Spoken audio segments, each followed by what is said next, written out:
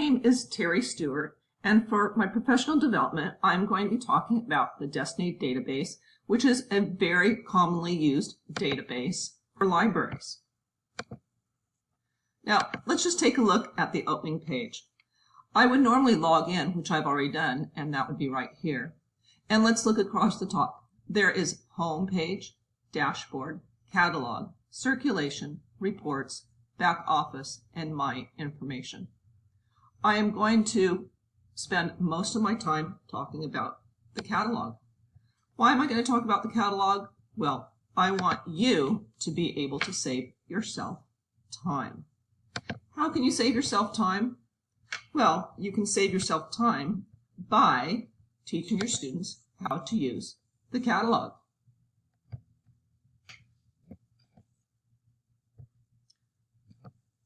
A lot of your time in the library is spent helping students find books. But if they can find their own books, it will free you up to do what you need to do. So let's look at the catalog page. You will notice, first of all, in this rectangular box, that it says narrow your search to, and the first area says location. I was a librarian at Hughes Middle School, and I still have access to their database, so I am using Hughes. There is a drop-down bar here, and if you cannot find a book at Hughes and maybe a teacher or student really wants it, you can look at other schools throughout Long Beach Unified and find what schools have your book.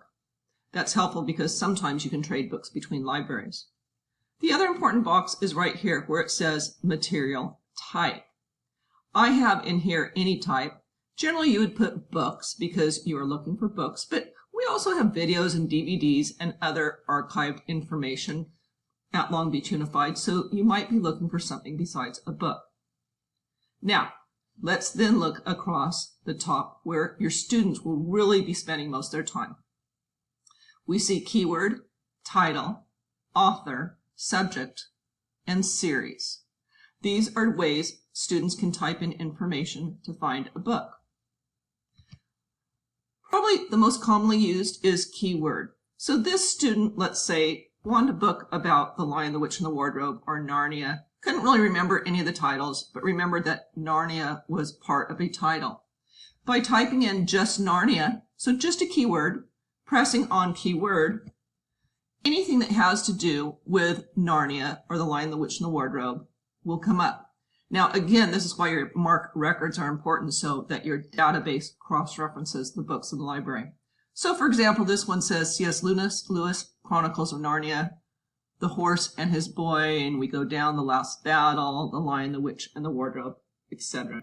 So keyword is a great resource for your students. The next box has title written in it. Title is very straightforward. If they remember the title of the book, it's easy to find. So they just type in the title here, press title, and search. Now, let's say your student liked the book Hatchet. Can't really remember the name Hatchet, but remembers the author is Gary Paulsen. Well, a lot of times I tell my students if they like one book by one author, they'll like other books by that author. So your student said, well, I liked Gary Paulsen, I liked Hatchet. Let's see what other books that author has produced. And by typing in the author's last name, I see The Amazing Life of Birds, Brian's Hunt, Brian's Return, Brian's Winter, and of course, if I was scrolling down, I would find more books by Gary Paulsen. The next box has the word subject in it. Now, this can be as broad or narrow as you want. For my example, I chose birds. You might be interested in what books the library has about the solar system, or what science books are in the library, or what books about nutrition are in the library. I chose birds as my example. By typing in birds, I get The Amazing Life of Birds, Angry Birds, Becoming Your Bird's Best Friend, Bird, etc. What I want to point out is that this was a very broad search. So you'll notice that I have both nonfiction and fiction books that show up in my search because those books have the word bird in them. Now, across the top is also another way to search for books.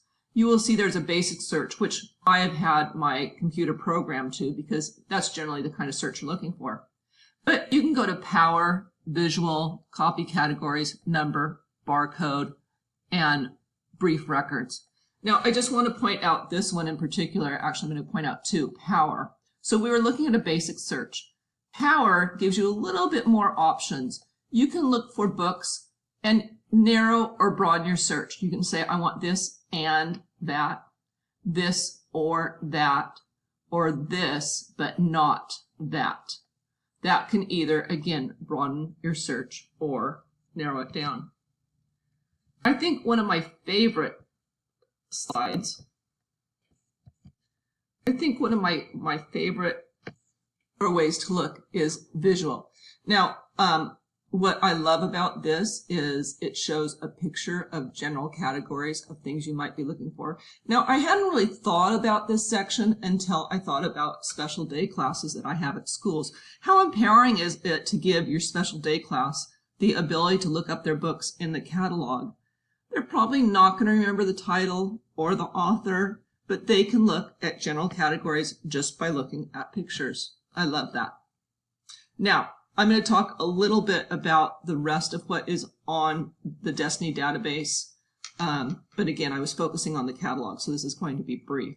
So circulation, you can see you can have, this is your checkout screen. You're going to scan your student's ID and then the barcode, and that will check the book out to the student.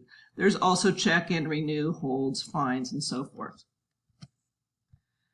Reports gives you a variety of reports. One of my favorites is this one, actually titled My Favorites. If you're running certain reports often, you don't need to go through the whole page and generate a new report. You just go to My Favorites and use that report again.